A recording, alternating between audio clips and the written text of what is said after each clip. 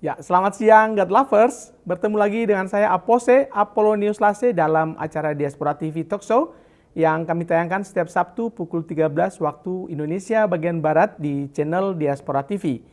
Narasumber kita hari ini adalah seorang hamba Tuhan yang tinggal sangat jauh, berdomisili di Australia dan menggembalakan sebuah gereja di negara kanguru tersebut. Nah, di balik panggilannya menjadi hamba Tuhan, narasumber kita hari ini memiliki kisah hidup yang menarik kita dengarkan. Ya, meskipun ia hidup dan dilahirkan dalam keluarga yang non-Kristen, akan tetapi sesuatu terjadi hingga ia memutuskan untuk menjadi pengikut Kristus. Yang hebatnya, meskipun berbeda, tetapi keluarga mereka tetap akur dan harmonis hingga sekarang. Nah, langsung saja kita sapa narasumber kita, Pastor Ivan Stompul, Gembala Sidang GBI Ensample Church ya di Melbourne, Australia. Betul, Pak. Selamat siang, Pak Ivan. Selamat siang, Pak Apose. Apa kabar, Pak? Baik, Pak. Nih, terima kasih nih udah datang jauh-jauh dari Australia, Pak. Mampir di Diaspora TV. Ini sebuah kehormatan bagi kami, Pak. Terima kasih juga, Pak, diberikan kesempatan untuk bisa bertemu. Baik, Pak Ivan, sebelum kita gali lebih banyak tentang Pak Ivan, tentang kesaksian Pak Ivan, kita berdoa terlebih dahulu. Oke. Tuhan Yesus yang baik, selamat siang. Haleluya. Kami datang kepadamu saat ini Tuhan untuk bersyukur atas kasih dan anugerah Tuhan yang kami terima dari pagi hingga siang ini. Yes. Di tengah-tengah kami Tuhan ada hamba-Mu Pak Ivan Stompul yang ingin bersaksi tentang keajaiban Tuhan dan kehebatan Tuhan dalam hidupnya. Dan kami tahu Tuhan, ini semua bukan kebetulan, tapi Tuhan yang beracara dalam kehidupan kami. Betul. Berkati Pak Ivan Tuhan secara khusus, berkati mulut bibir hamba-Mu ini, dan terutama hatinya Tuhan agar apa yang disampaikan menjadi berkat bagi siapapun yang mendengarkan. Inilah acara kami Tuhan, kami pertaruhkan saja dalam tangan-Mu dari awal pertengahan hingga akhir. Dalam nama Yesus, haleluya, amin. God Lovers, seperti biasa tidak lupa saya ingatkan kepada Anda semua untuk meluangkan waktu sejenak guna like video ini dan memberikan komentar. Barangkali God Lovers ingin memberikan saran atau masukan kepada kami. Tuliskan di kolom komentar di bawah video ini dan kami tunggu. Dan bagi Anda yang baru menemukan channel Diaspora TV ini, kami ucapkan selamat datang. Kami juga ingatkan agar Anda mensubscribe channel Diaspora TV dan mohon menekan tombol bel notifikasi.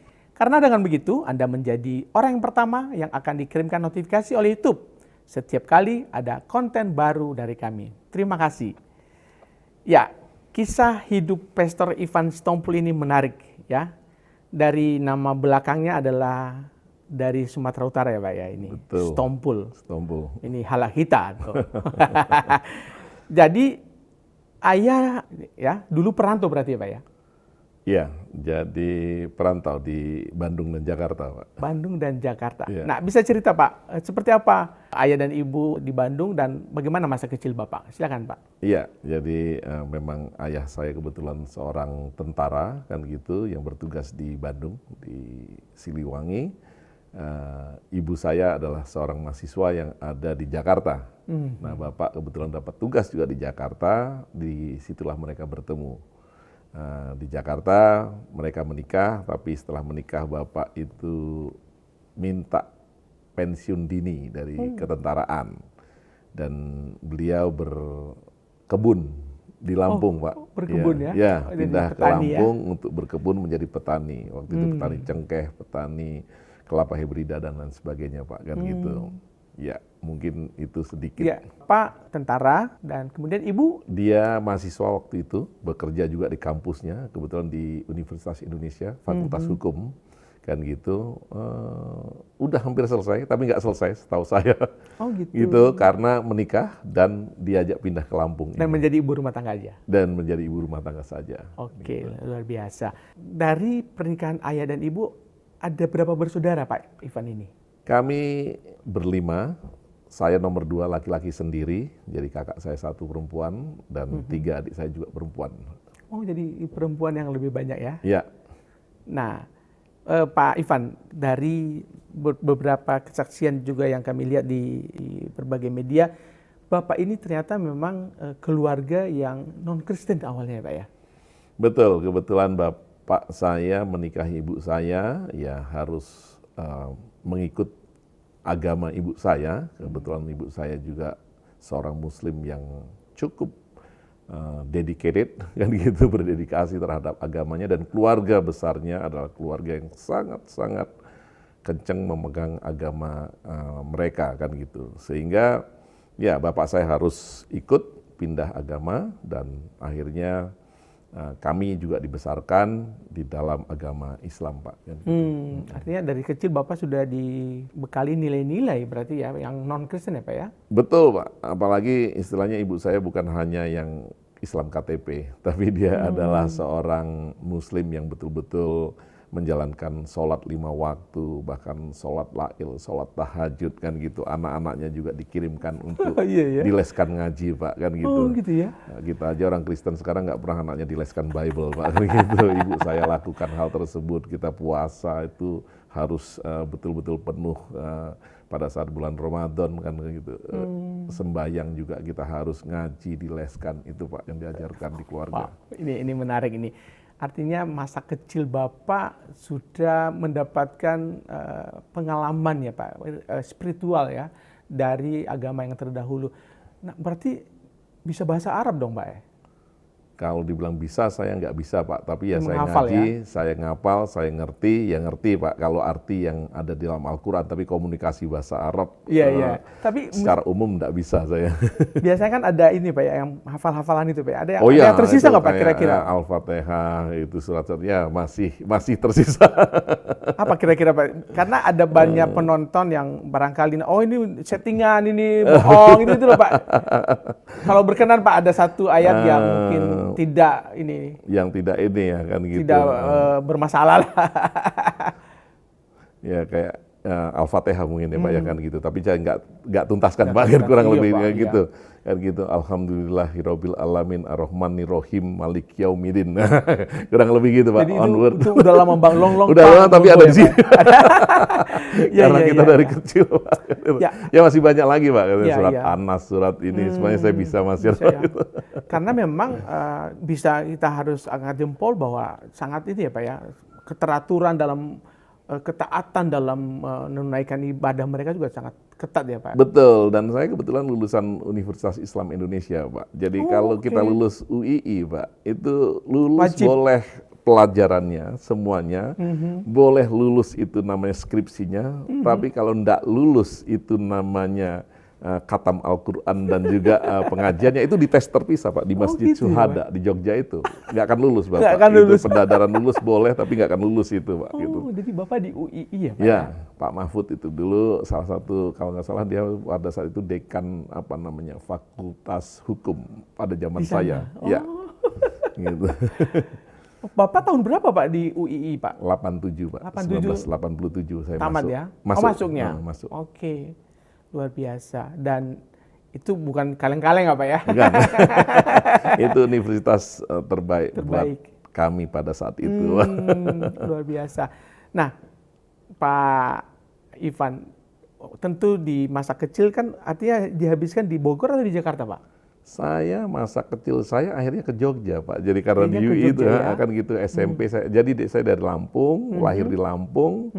Terus saya SMP itu di Jogja, tapi nggak kerasan saya kembali. Selesai SMP saya kembali lagi ke Jogja Pak, di SMA 3 itu Padmanaba. Iya. Jadi tamat SMA di Jogja. Jogja langsung kuliah di UI. UI itu betul, ya Pak ya. Betul. Oke. Nah, kemudian ada nggak Pak kenangan masa kecil yang masih Bapak ingat sampai sekarang? Pengalaman masa kecil yang sangat mempengaruhi sampai hari-hari ini, ya saya ingat foto ini. Ini di Lampung Pak, kan gitu. Ya kehidupan zaman itu sih jauh lebih harmonis ya Pak. Itu yang saya ingat. Kita nggak akan melihat yang namanya, satu namanya Michael, satu namanya Johnny, satu namanya Muhammad Pak, kan gitu kan. Abdul, gitu. Abdul kan gitu. Semuanya itu persahabatan yang luar biasa buat saya. Pada saat itu tuh kayaknya semuanya tuh simple Pak. Itu yang membuat saya sampai hari ini, walaupun hidup di dunia yang udah nggak simple, saya coba untuk hidup secara simple karena ya balik lagi seperti hubungan saya mau tadi antara saya dengan keluarga saya pun ya simple aja. Ini yang saya yakini, situ yang situ yakini, ya kita berjalan bersama-sama dan kita tunjukkan keyakinan kita masing-masing di dalam kehidupan, bahkan praktek kehidupan. Itu yang mempengaruhi saya sampai hari ini, Pak. Waktu kejadian pertama memang mengagetkan buat mereka, satu, kedua membuat mereka marah juga, kan gitu dari keluarga. Tapi sekitar 2 tahun, 3 tahun mungkin mulai menerima. Saya tetap, artinya gini, toh ini keluarga gitu loh, apapun itu. Lebih daripada agama adalah kemanusiaannya, kan gitu.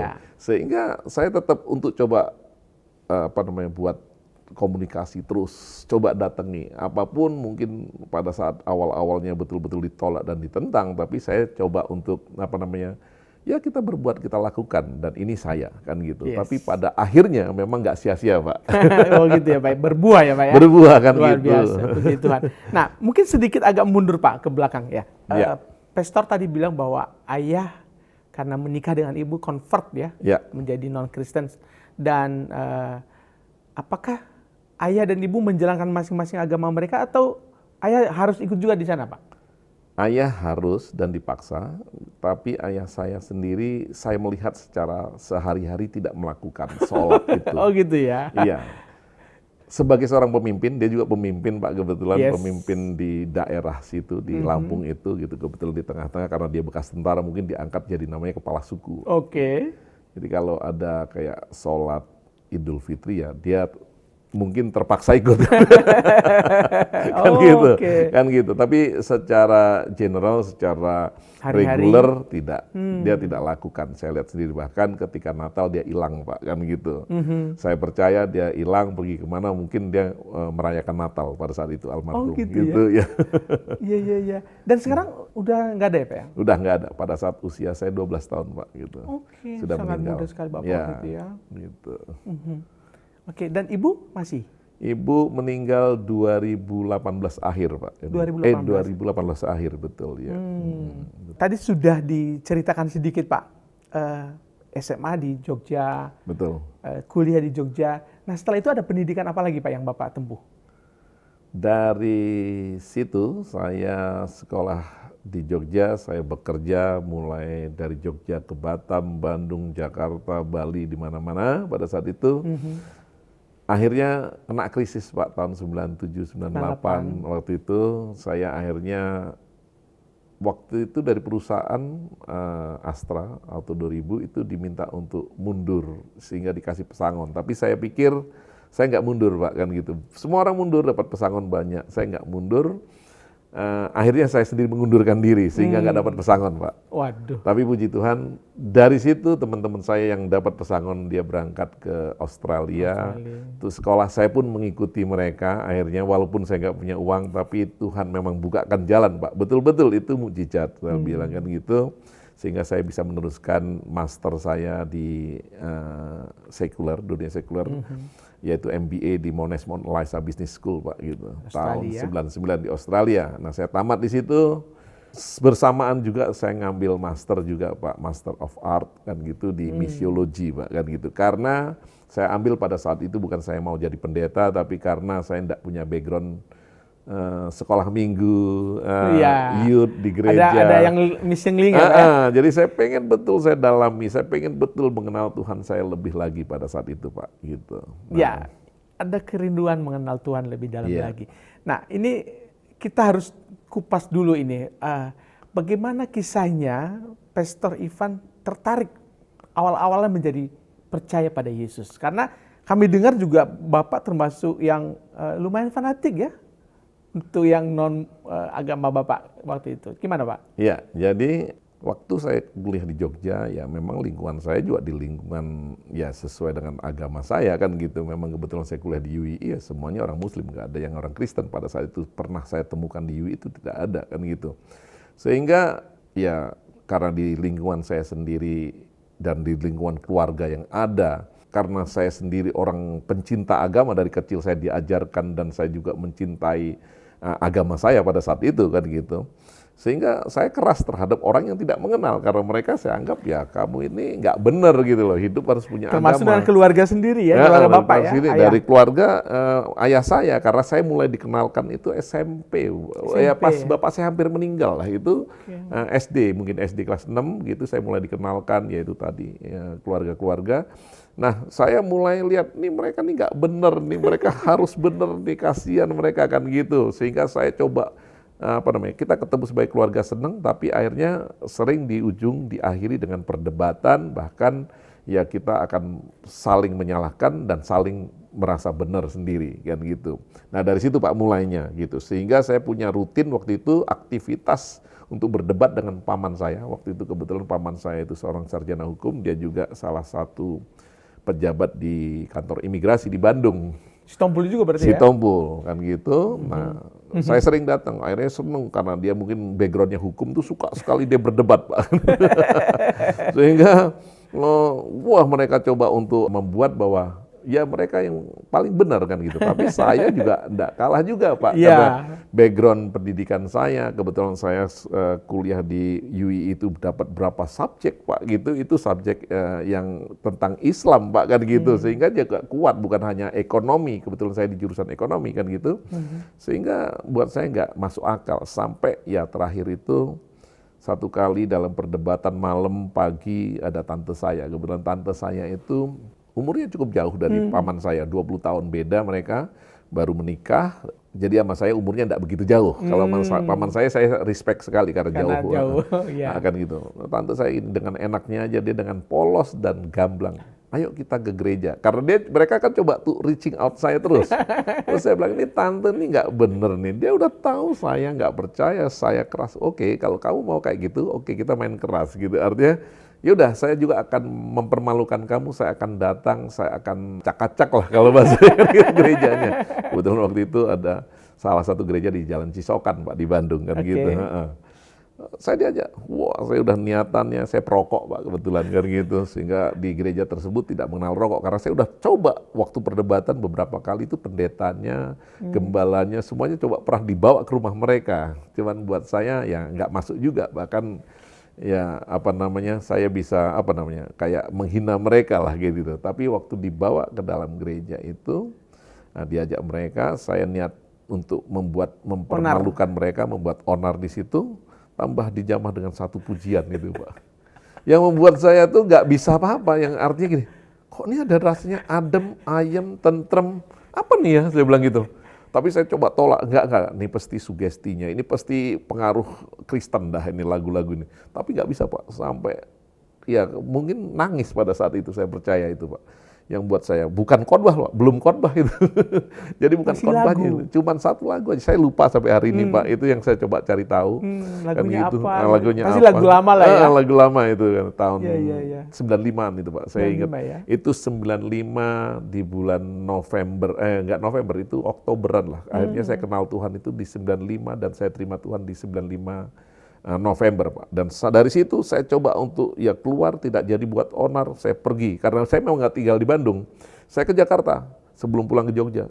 Kayak ditarik lagi kayak magnet Pak, balik lagi ke situ, kan gitu. Iya. Mulai kan mereka melihat, mereka coba approaching saya karena ini coba diinjilin atau bukakan. Tapi saya nggak mau, saya tolak. Pasti orang Kristen akan bilang Kristen itu paling benar. Pendeta apalagi, pasti Kristen paling benar. Terus saya bilang, enggak. Saya bilang itu, akhirnya pinter. Balik saya ke Jogja, ketarik lagi Pak, ke Bandung lagi Pak. Ke gereja itu. Karena cari pujian tadi itu. Sampai penasaran. Ya bukan penasaran Pak, ngerasakan adem ayam tadi itu Pak. Ya enggak ini kan gitu. Sampai akhirnya Bu Pendeta kan nggak bisa dideketin saya. Dia kasih itu namanya Alkitab. Sampai sekarang saya masih simpan itu Alkitab. Dia kasih Alkitab, saya terima Pak. Saya baca habis, saya ini orangnya workaholic.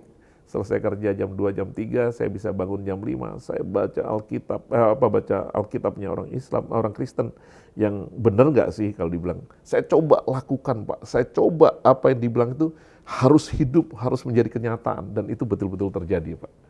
Nah disitulah yang akhirnya lawatan itu yang membuat saya akhirnya betul-betul, saya masih struggling juga.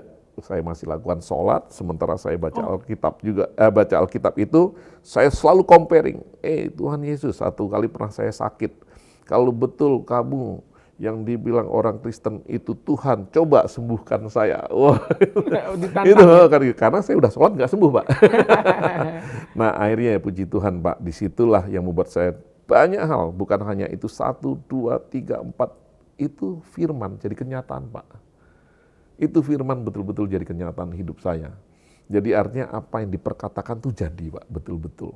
Itu mau kesehatan, menyembuhkan, maupun keuangan, maupun sukacita, perlindungan, itu jadi semua, Pak. Sehingga buat saya udah nggak goyang, akhirnya saya datang. Om, gitu, pendetanya, Om Yap, saya bilang gitu, saya mau minta nih, tolong dibaptis. Oh enggak, kita nggak ada. Ini Desember saya ingat gitu kan, saya udah mulai ini kan, itu November. Oh enggak, dia bilang kita cuma ada baptisan selam 2 kali 1 tahun. Dia bilang gitu, ya tunggu nanti gilirannya. Oh enggak mau Om, saya bilang itu. Karena saya mau deklarasikan kepada dunia bahwa saya orang percaya. Nah, saya menjadi sama dengan dia di atas kematiannya dan saya menjadi sama di atas kebangkitannya. Saya bilang gitu. Enggak ada kita, repot ngisi kolam. Akhirnya ya pendek cerita Pak, saya akhirnya telepon Om saya, salah satu yang dulu coba nginjilin saya itu. Terus saya bilang gini, Om saya ini udah percaya betul, tapi ternyata gereja nggak bisa baptisin saya, boleh nggak ini? Oh ini tanggal 25 Desembernya ada baptis CD, dia bilang gitu di Jawa Tengah. Nggak bisa, 1 tahun harus ikut katekisasi. Terus akhirnya saya berangkat aja dulu deh ke sana, karena saya baca tadi Alkitab. Akhirnya saya tantang sama ininya, pendetanya gitu, Pak, yang diajarkan 1 tahun boleh nggak teskan saya 1 hari? Kalau saya lulus, saya ikutkan di tanggal 25. Kalau saya nggak lulus nggak, puji Tuhan Pak, saya lulus Pak. Itu dibaptis. 1 hari tes aja Pak ya? Itu 24 malam Pak, 25-nya saya jadi dibaptis di tahun 9? Di tahun 95 Pak, 25 Desember itu. Bapak umur berapa waktu itu Pak? Pada saat itu umur saya, saya lupa umur. Jadi pada saat saya lahiran tahun 68 Pak, saya waktu 68. Itu 27 tahun. 27 tahun ya. Luar biasa. 27, 28 ya. Iya. Dan gitu. Itu gereja apa Pak yang di sana yang baptiskan pertama itu GKJ Ungaran Pak. Oh di Ungaran. Iya, kan kebetulan Om saya bertugas di sana, tapi kembali setelah itu saya pindah ke Bandung, akhirnya giliran ada yang ngisi kolam dan giliran dan bertumbuh di gereja itu ya. Tetap harus dikubur. Luar biasa. Nah, apa tanggapan keluarga? Nah, itu yang saya bilang tadi, Pak. Begitu marahnya, begitu ngamuknya, Pak. Saya dibuang, saya dicoret. Bahkan dari semua warisan anak laki-laki, orang Batak itu yang pegang warisan, Pak, gitu. Laki-laki? Udah balik, Pak. Waktu bapak saya meninggal itu udah balik nama saya. Balik lagi, Pak. Harus dibalikin. Nggak apa-apa, semuanya saya berikan. Saya dapat Tuhan yang penting, Pak. Saya kembalikan semuanya, saya tetap berdamai, saya jadi orang pengalah, jadinya yang tadinya emosional, yang tadinya paling ngotot, egois kan gitu ya. Tadi saya bilang, saya ditolak, dibuang, diusir, saya tetap akan kembali dan kembali karena saya tahu misinya. Tapi puji Tuhan Pak, dengan begitu membuat mereka melted juga Pak, luluh. juga Pak, kan gitu. Setelah 2-3 tahun mungkin akhirnya luluh, kan gitu. Puji Tuhan ibu saya bisa terima saya untuk datang. Wah, pertama datang itu menarik Pak. Kalau saya, kan saya ini gatel banget Pak. Kalau udah datangnya hari Minggu, saya harus buka TV untuk melihat waktu itu acara TV Kristen. Iya. Jangan pernah. Tapi ya betul-betul itu apa namanya, kalau saya melihat itu, ya saya taatin. Ya udah saya matiin lagi Pak gitu. Saya taat aja, belajar, yang penting saya bisa ketemu, in contact dengan mereka, dan puji Tuhan memang Tuhanlah yang bekerja. Iya. Pak. Dan saya bayangkan ya ketika sudah lama mungkin tidak bertemu lalu tiba-tiba diterima, itu bahagianya kayak apa ya Pak? Sukacita betul ya Pak ya? Betul. Walaupun direstriksi Pak dengan batasan ini, nggak boleh ini, saya senangnya minta ampun. Sampai akhirnya saya sewa rumah sebelah ibu saya. Karena saya tetap nggak diterima Pak untuk pulang ke rumah. Saya sewa rumah di sebelahnya untuk apa? Tiap hari ketemu. Yang akhirnya ya dibawa, ya dengan demikian dia bisa melihat hidup saya. Akhirnya ya puji Tuhan, ibu saya sendiri sampai istilahnya sampai di akhir kehidupannya itu Pak, yang boleh datengin dia hanya pendeta dan gereja untuk berdoa ketika dia sakit itu Pak, gitu. Jadi bahkan dia sendiri ngomong waktu itu di rumah sakit Cipto, ya ini kan jadi rawat. Akhirnya dia minta pindahkan ke rumah sakit, apa namanya itu ya, lupa saya, dekat gereja kita di Cempaka Putih sana Pak, gitu, di depan atas All Fresh itu. Dia bilang, ini saya dapat dokter Kristen muda lagi gitu. Yang ini dia bilang gitu. Yang ini udah expert banget Pak, dokternya sebagai kepala rumah sakit Dokter Cipto Kencana kan kalau nggak salah itu. Tapi baiknya ini buat mama senang, di sini senang. Nah, ini yang membuat dia betul-betul welcoming, walaupun ya nggak pernah dibaptis, tapi saya percaya, dia percaya kan gitu. Ya. Kenangan terindah betul, tentang mama. Betul. Apa? Yang paling indah, dia kan bolak-balik Pak, saya bawa ke Australia, dia meninggal tuh umur di 82 kan gitu. Bolak-balik saya bawa ke Melbourne, dia selalu jalan sama saya. Saya bawa itu bukan naik pesawat Pak, driving.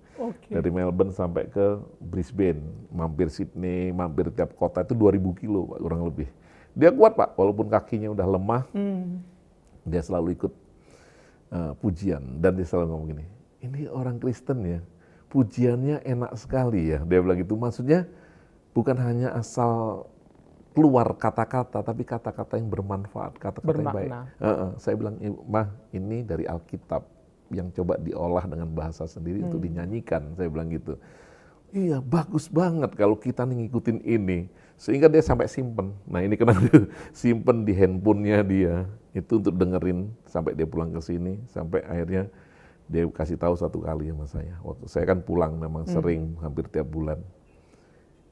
Itu adik-adikmu sama kakakmu bilang, mama itu udah dikristenin ya. Kok di lagunya semuanya lagu pujian. Itu sampai sekarang, karena kita itulah kenangan yang, karena kita tuh, saya ketemu kebetulan kalau saya ke Jakarta juga memang sibuk, tapi ketemu dia itu kan selalu malam atau pagi subuh. Saya udah malam, saya sempetin, saya nggak pulang ke rumah, saya pulangnya ke rumah mama, saya tidur, kebetulan anak-anak sama istri kan di sana, kita ngobrol kan gitu. Jadi dia ngobrol gitu. Ini adik-adikmu ya ini, dan ya luar biasa Pak, buat saya gitu. Bagaimanapun hati seorang anak sama ibunya, nggak bisa ada yang memisahkan apapun itu, bukan agama, bukan apapun. Nggak ada mantan mama, nggak ada mantan bapak ya, mantan anak nggak ada. Nggak ada. Ya betul. Kita kini sampai di segmen album foto. Ya, kita punya kumpulan foto dari Pastor Ivan Sitompul. Ya, coba mari kita sama-sama lihat ya foto-foto album Pastor Ivan Sitompul. Nah, ini foto siapa ini Pak? Itu yang belah kanan, ya kanan saya, itu tangan kanan saya itu kakak saya yang paling tua itu, Hita yang ada di Bengkulu. Namanya siapa? Hita. Okay. Hita Yotaranami. Yang belah kiri adik saya paling kecil itu, yang ada di Bandung kan gitu, Tia Artina namanya. Sebelahnya itu Titi Rohaya, itu adik saya, kakaknya yang paling bungsu. Itu ada di Melbourne saat ini juga, kan gitu. Puji Tuhan, dia mengenal Tuhan juga, kan gitu. Nah di sebelahnya lagi adik saya Teti Zekirai Sitompul Pak, yang ada di Jakarta. Ada di Jakarta. Semua mereka jilbaban Pak tuh. Luar biasa. Gitu, kecuali yang Titi Rohaya itu enggak. Iya. Dan kami baik hubungannya Pak semuanya. Nah ini saya dan anak-anak saya Pak, itu anak saya pertama Raja, yang kedua yang tengah itu Naomi, yang sebelah kiri itu Karen Pak. Karen ya. Itu istri saya Ruth, yang bersama saya. Nah ini recently Pak, ini baru nih Pak, ini baru ini di Bandung, di rumah adik saya yang tadi saya bilang paling bungsu, Tia Artina, itu yang jilbaban itu Pak. Iya. Ya, gitu. Lengkap ya dengan sekeluarga Bapak ya? Ya, lengkap. Kami, itu anak saya nomor 2, Raja anak nomor 1, paling kecil istri saya. Dan semua mereka di Australia sekarang Pak ya? Semuanya di Australia Pak. Dan keluarga negaraan mereka 2 ya Pak? Australia ya, karena lahir di sana yang di bawah 21 tahun, walaupun lahir di sana kan mereka masih dual citizenship ya Pak. Boleh sama negara, sama Indonesia. Kecuali nanti tinggal memilih ya Pak? Memutuskan mereka harusnya. Nah ini kami Pak, ini ulang tahun anak saya yang laki-laki kemarin November. November ya Pak, ini baru saja ya? Baru saja, dia turning 25 Pak. Oh, iya. Nah ini kita jalan-jalan ke Lampung, tanah kelahiran kita Pak. Ini di Teluk Betung itu, kita mandi-mandi di laut itu Pak, bersama Ngumpul keluarga. semua? Ngumpul. Nah itu kakak angkat saya, kebetulan bapak saya juga ngangkat anak, itu orang dari Demak sana, umur 10 tahun dia yang ini, yang jilbaban hijau itu Pak, itu istrinya, tapi dianya nggak ada tuh, nggak kelihatan. Nah ini dia, ini di Bandung nih kalau nggak salah ini. Ya ini kakak beradik saya semuanya. Gitu. Bisa ngumpul semua ya? Dulu masih pakai jilbab tuh yang Titik Rohaya tuh sebelah istri saya. Yang mana? Yang mana? Itu sebelah istri saya tuh. Oh. Kan gitu. Nah itu yang tengah ibu saya itu, betul. Oh ibu ya masih ada yang masih ada. Itu kakak saya yang nempel saya itu kakak saya yang paling tua, sebelahnya nomor 3, sebelahnya paling kecil. Dan mereka sayang sama Bapak? Sayang sekali Pak. Sekarang tidak ada perbedaan. Wow. Agama tidak membatasi kan gitu. Bahkan kadang-kadang dalam hal perkawinan, anak-anak juga mereka minta nasihat sama kita. Wow. Gitu. Indah sekali. Iya. Nah ini di gereja jemaat ya Pak? kita yang di Brisbane Pak ini. Oh di Brisbane. Kebetulan saya datang waktu habis COVID untuk membuka kembali. Gitu. Setelah Maksudnya tutup ya? membawa COVID kembali ke onsite. Yes, oke. Gitu. Nah ini kita ada di, wah saya gedut benar itu.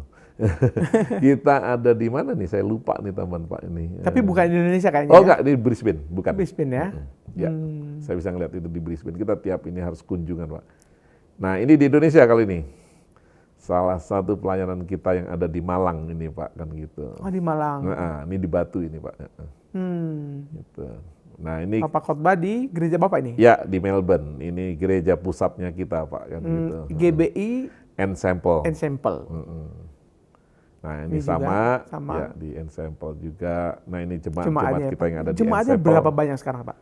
Kita nggak gede Pak, kecil-kecil. Kita antara, kalau saya sendiri yang di pusat itu antara 50 sampai 80 dewasa ya Pak, kalau attend semuanya. Cuman kita ada kecil-kecil kayak cabang tadi yang di Bendigo, di Brisbane, gitu-gitu Pak.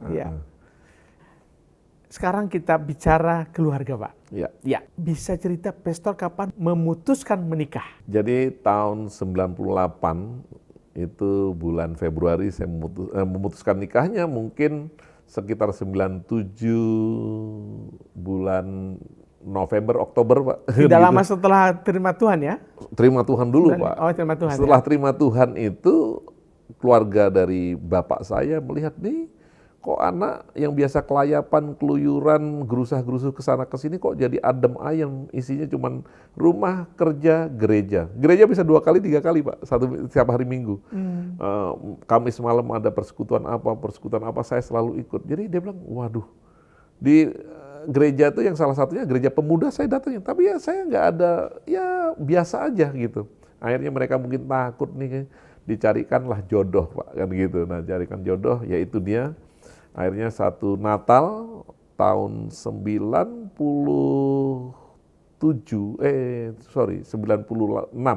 saya diajak ke Jakarta, dikenalkan akhirnya dengan itu tadi istri saya saat ini kan gitu. Ruth Yoslin di Jakarta, dia guru sekolah minggu. Ya, sampai juga dalam perkenalan itu, tapi udah selesai sampai saya akhirnya kejar-kejar sama tante saya sendiri. Ini gimana gitu, karena saya udah cukup berumur waktu itu Pak, kan gitu. Udah 29-an kalau salah gitu. Ini foto di ini ya, di IKN Nusantara, ya? IKN Pak. Ini itu waktu baru buka COVID itu, buka border Pak, itu waktu April, Juni itu saya pas datangnya. April buka border, Juni saya turun ke sini. Wow, gitu. Sama istri ya? Sama istri. Lihat IKN. Asli mana Pak ini istri? Ini istri orang Batak asli Pak. Oh, Boruang Pak? Huta Galung. Jadi dia lahir di Ambon, karena bapaknya tentara muter-muter, tapi terakhir di Jakarta Pak. Gitu. Oh jadi sama-sama anak tentara nih? Sama-sama anak tentara Pak. Anak kolong ya kalau anak kolong. Iya. Ini berlibur ya? Sama... Ini di Melbourne, ya. Art show. Iya. Nah, bisa cerita tentang anak-anak Bapak? Ya. Puji Tuhan Pak, anak saya yang pertama umurnya 25 tahun, dia lahir di Bandung. Jadi November 98, jadi dia lahir di Bandung. Dari Bandung umur 6 bulan saya bawa ke Australia. Kebetulan saya sekolah pada saat itu, saya bilang tadi. ambil MBA di sana, bawa istri dan anak, Pak. Nah, karena bawa istri dan anak, akhirnya mereka bertumbuh di sana. Setelah selesai kuliah, 1,5 tahun, saya selesai, saya mau pulang, anak saya senang, Pak, di sana. Betah sama istri, walaupun masih kecil kan gitu. Saya nggak betah, Pak, kan gitu. Karena saya senang dan saya tahu Indonesia bagaimana saya hidup di sini. Nah, anak itu bertumbuh, akhirnya saya ngalah. Saya apply permanent resident di sana, saya dapatkan permanent resident di Australia, tinggal, bekerja, dan dipanggil Tuhan di sana, Pak, kan gitu, untuk menggembalakan. Puji Tuhan, anak-anak ini bertumbuh dalam Tuhan, Pak, karena itu indikator yang saya pakai, bahwa Tuhan itu benar, Tuhan itu nyata, firman-Nya nyata. Ketika anak ini bertumbuh, saya nurturing, saya makani itu bukan hanya nasi sama lauk, Pak, tapi dengan firman Tuhan. 25 tahun sekarang, dia selesai dari Melbourne University di teknik lingkungan, environmental science. Dia udah bekerja full time, dia nggak ikut nih sekali ini ke Indonesia. Anak saya yang 2 ikut, ini ada di Kelapa Gading. Dia nanti tanggal 8 ketemu saya di Singapura, kita sama-sama ke Korea. Dia bekerja dan dia ini baru ngambil lagi untuk masternya, Pak, di sama teknik lingkungan di Melbourne University juga. Kan gitu, belum nikah, masih single, Pak, kan gitu. Orang rumahan, isinya juga cuma di rumah, bekerja, dan ke gereja, dan main hiking, paling seneng sama anak-anak gereja. Kan gitu, camping, hiking, Pak. Sama anak-anak gereja dan pelayanan di gereja saja. Kan gitu, itulah raja yang pertama. Yang kedua, Melbourne University juga, e-commerce tahun pertama, ini mau tahun kedua. Yang di samping Bapak ya? Yang samping saya, Naomi namanya. Naomi. Nah ini ikut dia dari Kelapa Gading saat ini. Sambil bekerja, Pak. Semua anak-anak saya sambil bekerja. Itu satu kantor sama abangnya itu kan gitu. Tapi mereka kan kerjanya work from home semuanya. Cuman 1 hari, 1 minggu ini. Tapi kalau dia lagi kuliah part time, kalau liburan full time gitu dia ininya. Kebetulan di satu perusahaan perusahaan Jepang di Australia. Nah, yang nomor 3 itu sama, Pak, mereka mainnya cuman sama-sama mereka, sama orang gereja gitu semuanya. Yang nomor 3 itu lahir di Melbourne itu, Pak, yang nomor 2 itu juga. Nah, yang nomor 3 lahir di Melbourne juga. Yang sebelah kanan ya, paling kanan ya. Paling kanan dekat itu Ibu. Karen itu kuliah. Kelas 11, naik ke kelas 12. Jadi Januari nanti ini kelas 3 SMA, kelas 12.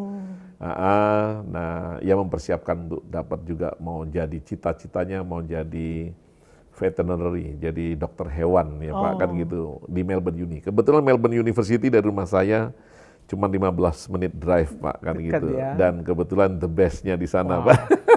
Puji Tuhan. Tapi yang buat terbaiknya itu karena Tuhan, Pak. Dan ini anak-anak lucu, Pak. Ini masuk ke sana nih, saya ceritain sedikit ya, Pak. Itu kan kayak sini mungkin ITB atau UI yang nilainya harus tinggi sekali.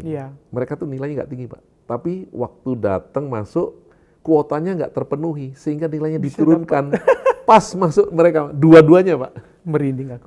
Luar biasa. Yang itu raja itu 89, harusnya dia 92. Ternyata kurang student, masuk ke 89. Akhirnya masuk kuota. Masuk kuota. Yang kedua juga sama. Dia udah dapat di Melbourne Uni juga data science kan gitu. Nilainya 91, sekian hampir 92, tapi itu masuk kalau dia mau ke e-commerce-nya itu 93, sekian. Wow, kurang. Tuhan turunkan dan anak-anak ini bolos terus karena alasannya mission trip, alasannya Holy Land. Jadi saya pakai, jadi mereka tidak fokus habis-habisan gitu, karena saya percaya, saya bilang, itu firman buat kamu pinter. Firman itu, sampai saya ini dipanggil terus, Pak, gara-gara anak ini ke sekolahan, karena selalu diancam attendance-nya kurang. Karena masih praktek ujian saya bawa, kan ada kayak nem atar kalau di sana kan gitu. Tapi puji Tuhan, Pak, ini menjadi satu kesaksian kalau buat saya, bagaimana Tuhan itu di semua aspek kehidupan berlaku. Gitu. Tidak peduli proses seperti apa, tapi kalau Tuhan beracara. Iya, saya pegang itu dulu, Pak. Gitu. Saya bilang sama mereka juga. Yes, luar biasa. Anak-anak yang diberkati Tuhan.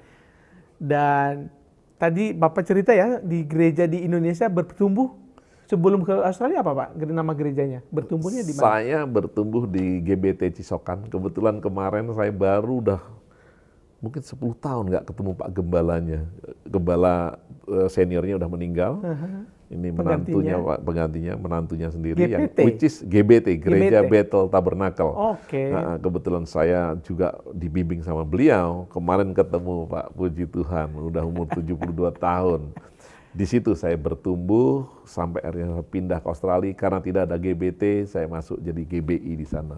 Oke. Gitu. GBI berarti yang Pak Niko itu, Pak Niko, Pak di Niko sana ya? satu-satunya. Di Melbourne Di itu. Melbourne. Kan gitu. Dan Bapak rintis dari awal, dari nol. Dari Pak Niko itu saya akhirnya ada satu gereja namanya GPIM, Gereja Protestan Indonesia Melbourne. Berantem, Pak. Puji Tuhan. Tuhan punya damai sejahtera, akhirnya saya diizinkan waktu itu, kebetulan saya sudah selesai ambil Master of Art di Misiologi, sehingga suka diundang khotbah. Saya diajak untuk mendamaikan itu sampai akhirnya ngisi karena mereka nggak punya pendeta di situ, tapi pada akhirnya gereja tersebut juga pecah, akhirnya tinggal 8 orang, itu yang saya rintis, Pak. Dari 8 orang itu? Dari 8 orang itu akhirnya kita lintis menjadi GBI Ensemble ini, Pak. Kan gitu. 5 tahun kita independen, baru saya joining ke JKI, Jemaat Kristen Indonesia. Baru setelah itu saya joining ke GBI karena kebetulan saya banyak berafiliasi dengan GBI. Itu aja, Pak. Sampai sekarang? Sampai hari ini, Pak. Tadi Bapak cerita bahwa Bapak sudah langsung dapat permanent citizen ya, Pak? Ya.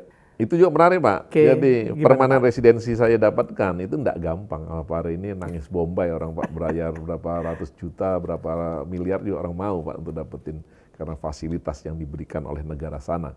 Nah, saya dapatkan itu dari reaching out, jangkau jiwa, Pak. Itu bukan orang Indonesia yang saya jangkau, itu orang Irish di kota di mana kayak kampung-kampung yang nggak ada orang Indonesianya.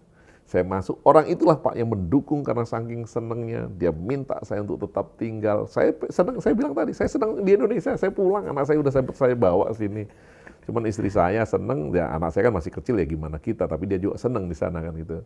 Yang akhirnya saya ngalah karena pelayanan, karena mereka yang saya jangkau tadi, yang saya reaching out, dia bilang, kamu di sini, kita sponsori pekerjaan apa semuanya. Nah, akhirnya saya kembali ke Australia dengan reluctantly, Pak, dengan ini akhirnya saya kerja sama mereka, disponsori, di situ dalam 29 hari saya sekeluarga dapat permanent resident Australia. 29 hari. 29 hari, 1 bulan lah ya? Iya. Wow. Gitu. Dan ini terjadi karena tetap dalam koridor reaching, mencari jiwa untuk Tuhan. Betul, Pak. Dan Tuhan permudah. Betul, Pak. Yang kita nggak harapin, dibilang yang kita nggak mau ini. Saya nggak mau, Pak, jadi PR kan gitu. Orang kejar-kejar PR, Pak, mau beli lagi gitu. Tapi Tuhan sediakan, Tuhan bukakan, Pak, gitu. Karena panggilannya udah dipanggilnya di situ. Dipanggilnya di situ. Pak Ivan, gereja sudah punya di sana. Ya. Dan dengar-dengar banyak pos-pos penginjilan, Pak, istilahnya ya? Betul, Pak. Jadi ada yang udah jadi gereja, ada yang masih pos penginjilan, kan gitu. Di Brisbane, di Bendigo. Sempat lama kita ada di Ballarat, di Geelong. Itu, Pak, jauh-jauh, Pak. Sekitar sejam, 2 jam dari kota Melbourne itu. Kalau Brisbane udah state line, Pak, kan gitu. Nah, itu juga saya kirim dulu. Saya caranya mengirim mereka melalui pekerjaan, Pak. Dari pekerjaan sehingga gereja tidak perlu membiayai, sehingga mereka sendiri yang punya hati dan sudah dibentuk untuk merintis gereja itu sendiri. Bisa mandiri. Bisa mandiri dan tetap mereka mau di bawah kita, pembinaan kita, Pak, kan gitu. Demikian pula yang ada di Indonesia, tetap di bawah pembinaan GBI Ensemble itu, Pak, kan gitu. Di Jakarta Timur ada, di Jakarta Utara ada, kita ada di Malang, kita ada di tadi Penajam tadi, Babulu, makanya kita ada foto saya di sana. Itu ya? IKN itu, 40 wow, kilo dari luar situ. biasa. Gitu. Ini menarik ini, nanti kapan-kapan Diaspora TV main di sana ya? Ya. Sama Pak Ivan. Saya undang, Pak, saya undang. Mantap. Nah, di ujung video Vmix kita sudah tersambung dengan sahabat dan teman sepelayanan dari Pak Ivan Stompul, yaitu Bapak Martin Nanere alias Pak Deki. Kita langsung saja sapa beliau. Selamat siang Pak Deki dari Indonesia. Selamat siang, Bang, dari Bendigo, Australia. Luar biasa. Apa kabar Pak Deki ini? Ya, puji Tuhan, baik-baik, sehat-sehat. Di sana bagaimana? Baik-baik? Baik saja Pak, kita agak hangat ya karena menjelang pemilu Pak, hawanya. Oh, begitu. Ya Pak, Di sini, jadi di ini memang lagi musim panas. Kalau di ya, sini jadi oh memang musim panas. panas. Ya. Nah di studio kami sudah ada Pak sahabat Anda, Pastor Ivan Stompul Pak. Kita pengen coba tanya-tanya, sejak kapan Pak Deki mengenal Pak Ivan? Eh, mengenal Pak Ivan, itu Pak Ivan tiba di Australia kira-kira tahun 1999.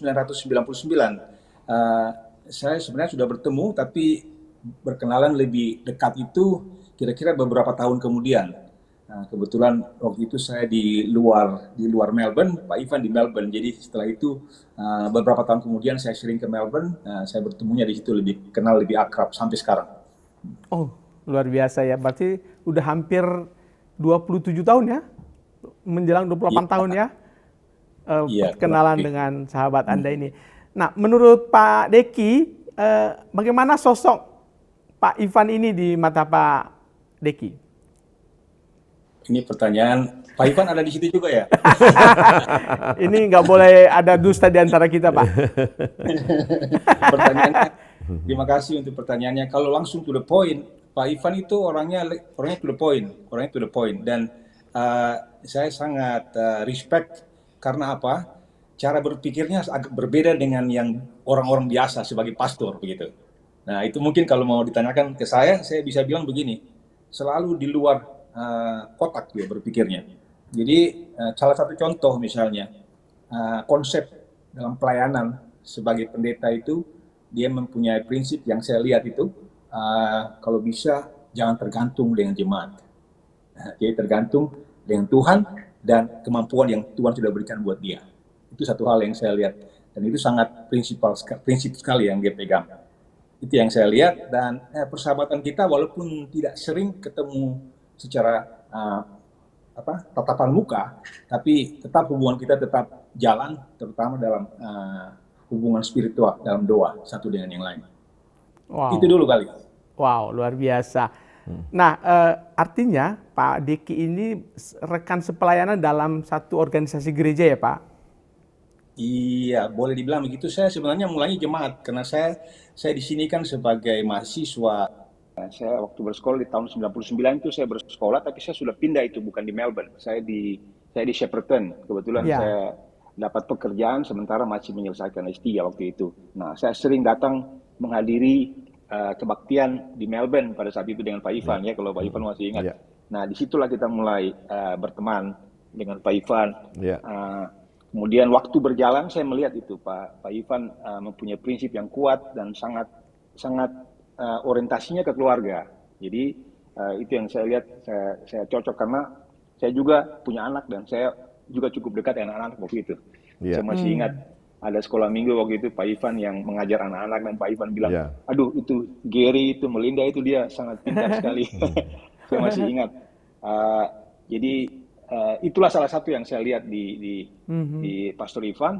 Kemudian waktu berjalan, karena tadi bertanya bagaimana yang saya lihat, itu saya melihatnya seperti itu. Pak Ivan itu mempunyai prinsip sebagai seorang gembala, pastor, yang berusaha sedapat mungkin untuk berdiri sendiri, tidak mau tergantung dengan jemaat. Ya, maksud saya jadi gini kan, orang biasanya kalau hamba Tuhan, pendeta biasanya kan dia paling tidak dia akan bergantung dengan jemaatnya ya, kalau di Indonesia secara umum. Kalau di sini sifatnya itu bagaimana? Pak Ivan selalu bilang kita harus profesional, Tuhan panggil kita di situ, ya kita serahkan semua yang kita punya untuk kita jalankan pelayanan dengan apa yang sudah Tuhan berikan buat kita. Kira-kira begitu. Oke, luar biasa. Nah, Pak Martin, terakhir, apa harapan dan pesan buat Pak Ivan?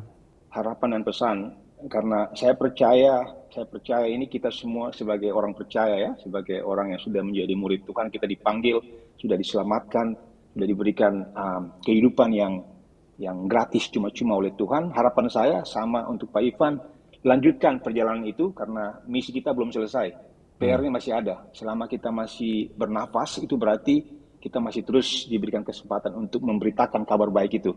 Bahwa Yesus datang ke dunia, dia mati untuk menebus dosa kita, Setiap yang percaya akan mendapat kehidupan yang kekal. Lanjutkan itu, dan itu harapan saya, tidak ada yang lain. Supaya terus melakukan misi Tuhan sampai kita dipanggil atau sampai Tuhan datang kedua kali. Amin. Mungkin Pak Ivan bisa merespon sedikit? Ya, thank you Pak Martin. Iya, pasti, dan saya percaya kita berjalan bersama, itulah yang menjadi kesatuan, satu roh, satu misi, satu visi, Pak. Tuhan berkati, Pak. Baik, Terima kasih, Pak Ivan. Pak Martin. Sama-sama. Terima kasih sekali nih Pak, sudah mau sudah berkenan berpartisipasi Pak di acara kami. Semoga Pak Martin sehat-sehat di sana, dan salam kami buat keluarga dan jemaat Bapak di sana ya Pak. Salam. Terima kasih kembali. Terima kasih untuk kesempatan yang indah ini, dan Tuhan berkati, pelayanan Pak. ini ya. Bisa menjangkau banyak orang. Iya Tuhan Pak, berkati. makasih Shalom. Pak. Salam. Shalom. Shalom. Di ujung telepon Pak Ivan ada namanya Christian Hutagalung yang ada di Jakarta, yang juga merupakan kerabat ya Pak. Saudara, ya. Ya, keluarga. Dan coba kita sambungkan ke Pak Christian Hutagalung. Selamat siang Pak Christian, salam. Salam. Ya, terima kasih Pak sudah bergabung dengan Diaspora TV. Nah, di studio kami ada Pak Ivan. Apa kesan Bapak tentang Pak Ivan Sitompul ini? Baik, itu saudara saya yang luar biasa lah, panutan ya, contoh, karena saya sangat mengenal dari masa muda bagaimana perkembangan dari mulai remaja sampai kuliah. Beliau juga mengenal kebenaran, dan akhirnya kita bisa bertumbuh bersama sampai sekarang. Itu campur tangan Tuhan buat Bapak Raja, saudara ini, itu komplit gitu. Jadi saya mau kasih tahu bahwa Bapak Ivan ini terlahir dari sebuah keluarga yang sebenarnya saya bilang mungkin Muslim. Itu nantulang saya, bibi saya, karena istri dari paman kandung saya.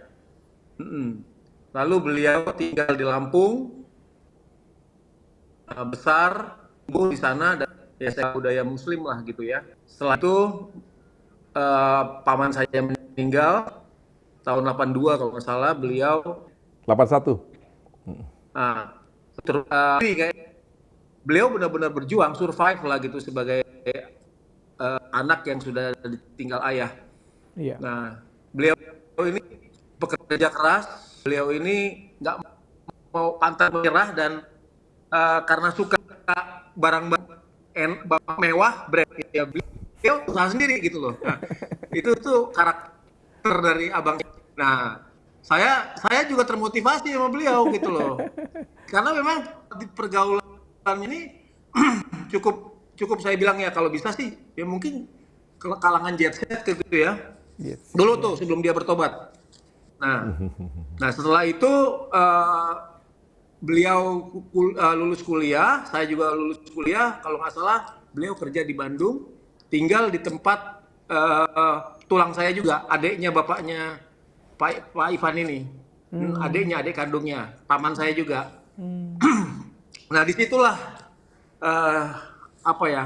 terjadi campur tangan Tuhan yang luar biasa buat abang saya ini, buat layar saya ini, di mana kebenaran paman saya itu juga seorang yang kerohaniannya juga cukup baik, bersama bibi saya di situ, terus diberikan masukan-masukan tentang hal Kristiani. Awalnya sih kayaknya ada penolakan ya dari Pak Raja ini, Pak Ivan ini, penolakannya cukup luar biasa gitu, bahkan cenderung menghina. Ya, saya bilang agak menghina gitu. Nah saya nggak tahu, tiba-tiba beliau ini ya memang dapat jodoh, terus kerjanya bagus, tapi kayaknya beliau pengen total football nih di ladang Tuhan, akhirnya dilepas, dan benar-benar jadi panutan. Jadi panutan luar biasa buat keluarga. Bahkan keluarga Bapak Raja ini kan mungkin Bapak tahu tadi ya, keluarga Muslim yang satu persatu mungkin nanti juga di Jamaah Tuhan. Iya. Iya. Oke, luar biasa Pak Christian. Mungkin ada pesan-pesan buat Papa Raja ini? Pesan saya ya tetap jadi sebuah teladan rohani, khususnya juga buat saya, karena saya terlahir Kristen.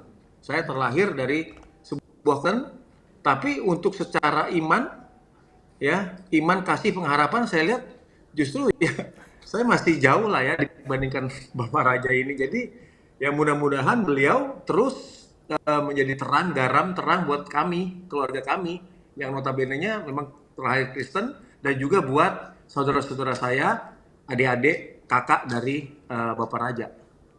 Itu. Mantap. Dan tentunya ya buat jemaatnya. Iya, luar biasa. Sedikit Pak buat Pak Christian. Iya, Pak Christian ini memang kami bertumbuh bersama dan saya percaya dia juga orang yang punya hati, Pak. Saya tahu betul dia punya hati untuk Tuhan. Sampai pernah satu kali dia coba untuk jadi penginjil, Pak, kan gitu, di tengah-tengah kehidupannya, Pak, kan gitu. Saya masih ingat, Pak, kan gitu. Amin. Nah itu, Ya, saya percaya sampai akhirnya dia tetap akan dipakai Tuhan bahkan di jabatannya hari-hari ini. Amin. Kan gitu. Dalam nama Yesus. Dalam nama Yesus. Terima kasih Pak Christian atas partisipasinya hari ini. Pak. Ya, salam Ya. kami buat keluarga Pak. Salam. Salam. Siap. Pak Ivan, sebelum menjadi hamba Tuhan, pekerjaan Bapak apa? Saya kerja waktu itu, saya bilang selesai kuliah, saya ada di Batam waktu itu karena memang saya itu pengen kerja yang di luar negeri lah ceritanya. Tapi akhirnya saya kembali ke Jakarta, ke Bandung pertama, karena adik saya bermasalah dengan paman saya yang menginjili tadi. Karena adik saya tuh nggak mau makan pakai piringnya mereka, tinggal di rumah mereka. Karena yang paling kecil tadi itu. Karena apa? Jijik. Akhirnya berantem lah ini, adik saya SMA. Sepele sebenarnya Pak ya? Saya harus pulang dari Batam ke Bandung untuk mendamaikan gimana caranya. Ya udah, akhirnya saya tarik adik saya untuk kos tempat lain, dia tetap sekolah akhirnya di Bandung. Nah, saya akhirnya cari kerja. Di situ saya masuk ke Auto 2000 waktu itu. Toyota, Pak, kan gitu di Astra. Kan gitu, udah kerja di situ.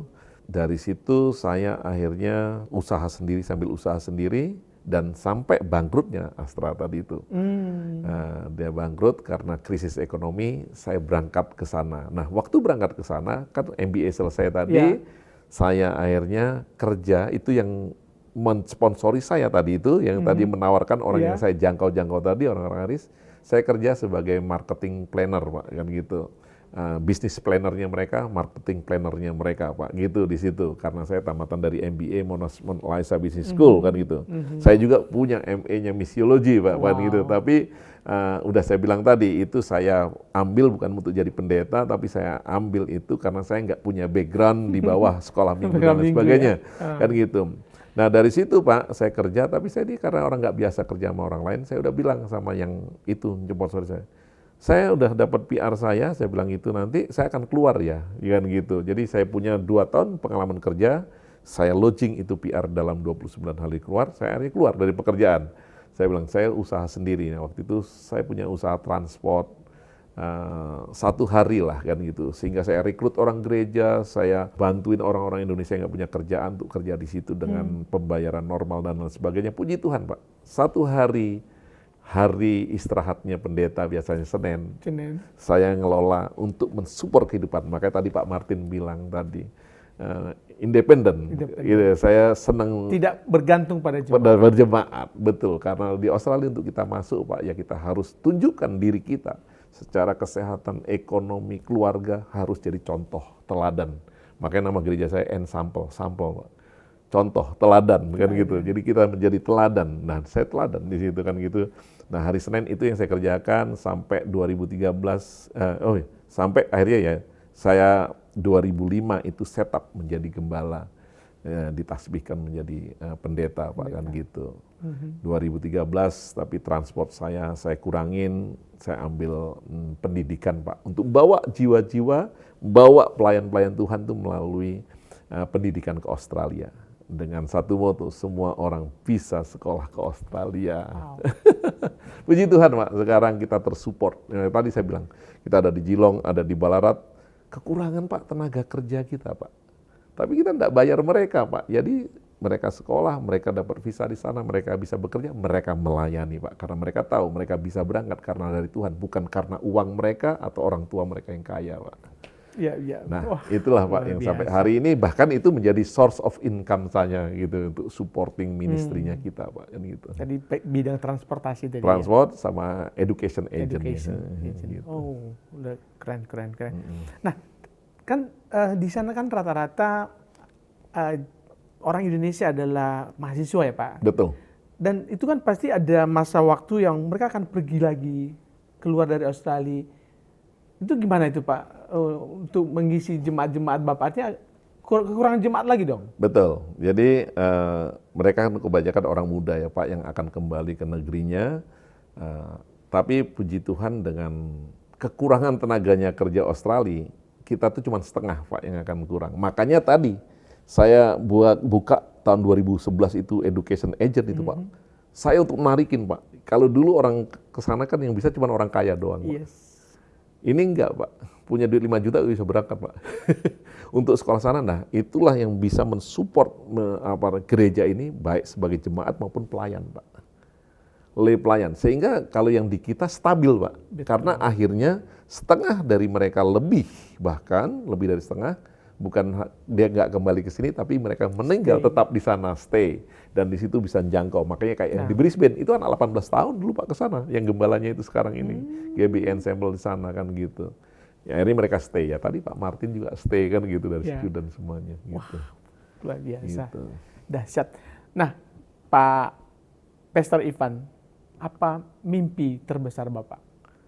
Cuma satu hal Pak, mimpi terbesar saya kalau saya melihat Pak, di sana itu kekristenan itu mati. Gereja itu kosong, dijual jadi restoran, jadi diskotik, dan jadi yang lain-lain lah Pak. Satu mimpi saya gini Pak, saya tidak mau menjadikan restoran, diskotik, atau kafe tadi menjadi gereja. Tapi saya mau Pak, kan jadi mereka gini Pak, ada gereja kosong nih, namanya Divine Cafe, karena bekas gereja Pak. Nah saya maunya gini Pak, itu gereja yang kosong tadi tetap jadi kafe, tapi di dalamnya ada gereja Tuhan, yaitu kita, orang-orang percaya yang bekerja, yang menjadi terang kota tersebut, di semua kota. Karena saya ini senang driving Pak, saya driving tuh sampai 2.000 kilo, sampai 4.000 kilo Pak, saya driving sendiri. Istri saya nggak mau, dia terbang, ketemu saya gitu. Saya kalau capek ya saya tinggal mobil, saya terbang pulang, terus nanti saya ambil lagi kapan gitu, saya driving lagi. Setiap kota, karena di sana kan tersebar kota itu Pak, setiap kota tuh hidup Pak kan gitu. Nah itu gereja itu udah kosong. Jadi paling banyak jadi kafe dan restoran Pak kan gitu.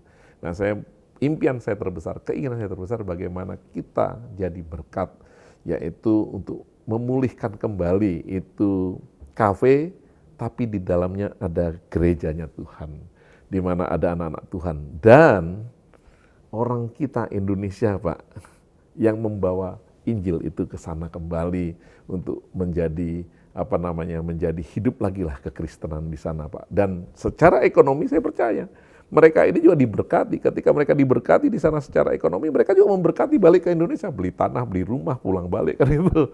Jadi ini yang menjadi satu kerinduan saya yang paling utama Pak gitu. Mantap. Semoga Tuhan buka jalan Pak. Betul Pak. Kan jalannya gitu. sudah ada, mulai terlihat. Iya. Luar biasa. Nah, terakhir ini Pak Ivan. Ya. Akhir-akhir ini kan banyak God lovers yang sudah percaya pada Yesus. Ya. Percaya pada Isa Al-Masih. Ya. Tapi mereka masih ragu Pak. Dan seperti berada di persimpangan jalan. Ya. Ada yang masih ragu memutuskan. Mungkin takut karena kondisi bangsa kita. Nah, apa pesan Pastor Ivan kepada mereka? Nah, satu pesan, ini adik saya yang tadi yang kedua nih, saya boleh sebutin aja tadi yang adik saya yang kedua dari paling kecil tadi, yang itu Pak udah lama dibaptiskan, dia ragu-ragu terus Pak. Tapi keraguan-raguan ya firman Tuhan katakan kan gini, kalau kamu ragu kan seperti yang diombang-ambingkan ombak, tidak akan pernah mendapatkan apa-apa, Yakobus katakan. Jadi saya percaya betul Bapak. Kalau kita ragu ya kita nggak akan dapatin apa-apa. Apa yang Tuhan dan firman-Nya katakan itu tidak terjadi. Saya dulu nggak punya keraguan Pak. Karena apa? satu pegangan saya buat, yaitu di Lukas 16. Dikatakan bahwa gini, kalau kau mengasihi orang tuamu, istrimu, anakmu, bahkan dirimu lebih daripada aku, kau nggak layak sama saya. Jadi saya udah nggak punya keraguan. Dan satu keyakinan saya percaya, Tuhan tuh nggak akan mungkin. Tuhan tuh bukan Tuhan yang jahat atau Tuhan yang memisahkan dan memecahkan. Saya percaya betul ini Tuhan yang punya janji yang luar biasa, yaitu kasih, kan gitu. Sehingga ketika saya mengasihi Tuhan lebih daripada semuanya tadi, Tuhan pasti memulihkan kepada yang semua tadi. Sehingga saya berani deklarasikan. Makanya saya waktu deklarasikan ke ibu saya itu, saya pakai surat, Pak. Saking takut, bener ibu saya pas ke Lampung, dari Bandung, dia pergi Bandung, lihat kita di kos-kosan, dia ke Lampung, saya tahu dia ke Lampung, saya kirim surat ke rumah Lampung, Pak. Sehingga surat itu nyampe, dia buka, itu saya jadi Kristen, Pak. Itu dia kaget, tapi betul, Pak, marah 3 tahun, dipulihkan kan, Pak, kan gitu. Betul-betul dipulihkan. Itu janji Tuhan, karena Tuhan kita adalah Tuhan yang kasih, yang penuh damai sejahtera. Dan itu kerinduan saya waktu itu untuk sama keluarga saya. Sehingga mereka yang masih ragu-ragu, dulu saya kan sembunyi-sembunyi, Pak, kalau saya ragu kan gitu mau ke gereja. Saya akhirnya memberanikan diri karena saya punya keyakinan atasnya yang berkuasa dan beracara dalam hidup saya, sehingga apa yang dijanjikannya terjadi. Makanya saya nggak mau ragu-ragu. Untuk apa saya ragu-ragu, Pak, kan gitu. Akhirnya kan percuma kan, Pak. Tapi kalau kita punya keyakinan iman, maka apa yang kita yakini akan menjadi kenyataan hidup kita, Pak. Itu aja buat yang ragu-ragu. Itu yang terjadi, adik saya sekarang nggak ragu-ragu, Pak. Dia deklarasikan. Bahkan saya ngomong, jangan terlampau keras. Baik Pak Ivan, terima kasih untuk kesaksian hari ini Pak Ivan. Luar biasa, semoga apa yang kita perbincangkan bisa menjadi inspirasi bagi God lovers dimanapun mereka berada. Sampai ketemu lagi Pak, salam buat keluarga di Australia.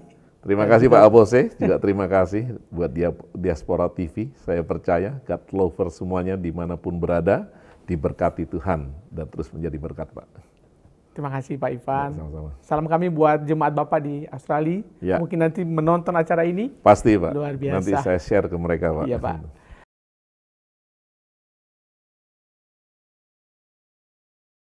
God lovers, terima kasih kesetiaan Bapak Ibu semua. Saya Apose Apolonius Lase bersama kru Diaspora TV yang bertugas. Pamit undur diri, sampai bertemu lagi di lain waktu. Tuhan Yesus memberkati. Salam. Salam, Pak.